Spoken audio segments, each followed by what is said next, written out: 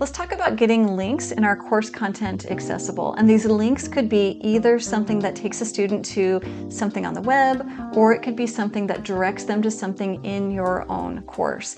Now I've got 3 examples of those here in my urban gardening lesson. Let me go ahead and click edit. Now I happen to be in a page, but anywhere that you've got that rich content editor, you're going to use the same exact skills that we're working on today. Now scrolling down, I want to show you those 3 examples.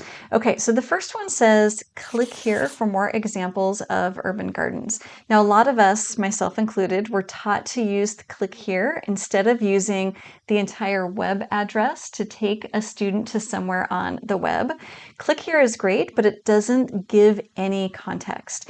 The next one is a full web address, which we definitely don't want for any student, particularly those using a screen reader. The screen reader will not only introduce this as a link, but it will also read every single letter, HTTPS:/. We don't want to slow our students down. Finally, I've got some more vague language here, but this one happens to be a link that takes students somewhere else in my course. So use this link to get to the discussion ends up being actually extra information.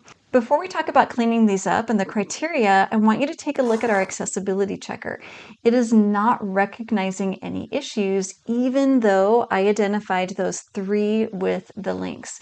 So this is one that you really want to keep track of. Okay, let's go ahead and clean these up. As we go through these, I'm going to show you how to set up the links and also how to fix existing links.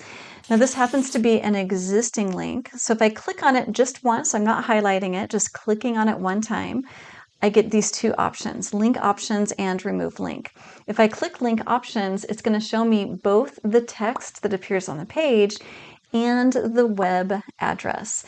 Now I want to fix the vague language, but I also want to make sure that all of these links follow our accessibility criteria, which means that we're using descriptive, meaningful text, avoiding vague text like click here or this link. We also want to make sure we're not using that full web address and using standard link formatting, typically with that blue text and an underline. So for our link, we don't want it to say click here. I'm going to actually just click the X here. I don't want it to say click here. Let's go ahead and remove the link. So I'm going to click on it and then remove link. And I am going to just retype this sentence. And I'm going to say,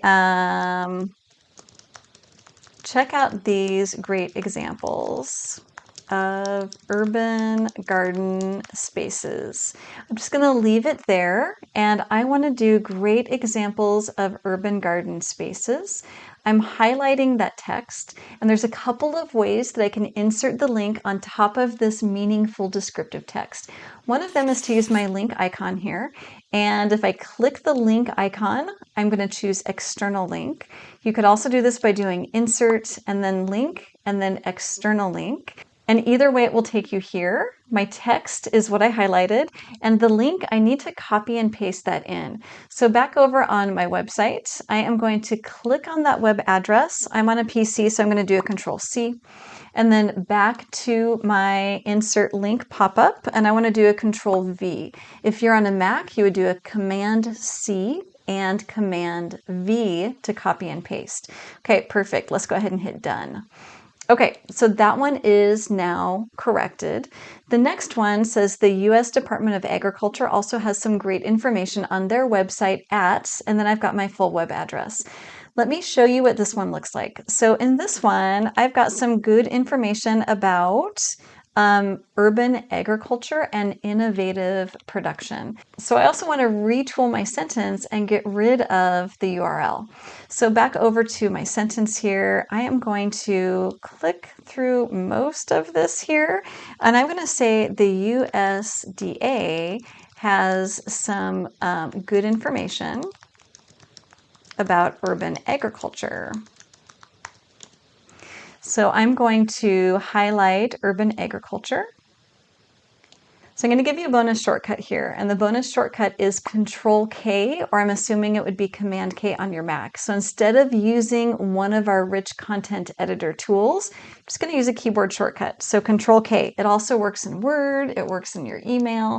So if I do a Control-K, It's got my text there, perfect. And then I want to drop my link in here. Let's go back to our web address. I'm going to make sure that I copied that, Control C, and then over to my link, Control V, and then done. Okay, so I've got 2 down and 1 to go. Now I wanted to show you this third one because the third one actually takes your students to a course link. So it says post to this week's discussion board and describe your favorite type of urban garden. Use this link to get to the discussion board.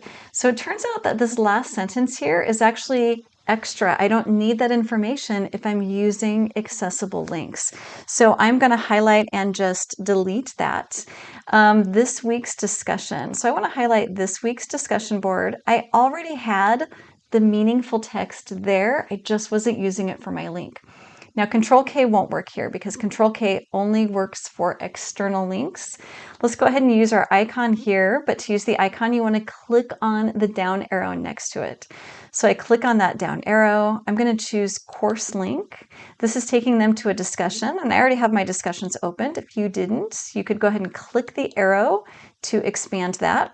My discussion is at the bottom here, your ideal urban garden. I'm going to click that, and it is now linked in my sentence. Now there's a lot to remember when you're making your content accessible, but I've got you covered. I have a Canvas accessibility checklist.